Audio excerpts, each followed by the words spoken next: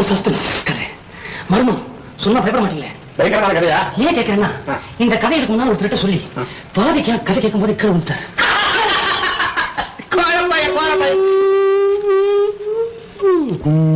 இருட்டு. அப்பா இந்த செவத்து கொடியில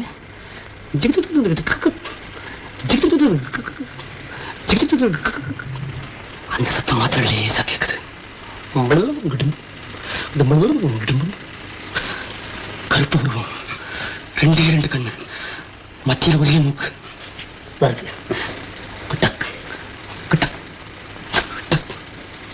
ஷூஸ்ல அந்த சத்தம், இந்த காஞ்ச சருகல்ல அது மேல கால வச்சோம்னு